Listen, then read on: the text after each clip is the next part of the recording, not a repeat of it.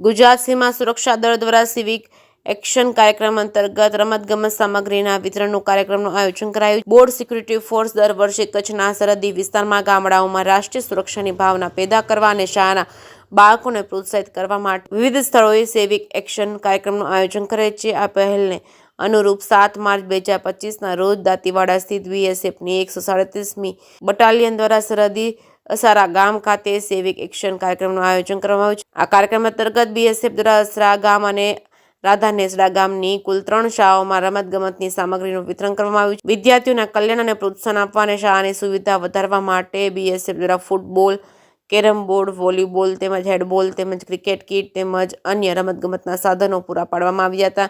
આ યોગદાનનો હેતુ અંતરિયાળ સરહદી વિસ્તારના શાળાના બાળકોમાં શારીરિક પ્રવૃત્તિ અને મનોરંજનને પ્રોત્સાહિત કરવાનો છે. આ કાર્યક્રમ દરમિયાન શાળાના વિદ્યાર્થીઓએ સાંસ્કૃતિક કાર્યક્રમ રજૂ કર્યો હતો. બોર્ડર સિક્યુરિટી ફોર્સ દ્વારા રમતગમતની સામગ્રીના વિતરણને લઈને શાળાના બાળકો, શિક્ષકો અને ગ્રામજનોમાં અનેરો ઉત્સાહ જોવા મળ્યો છે.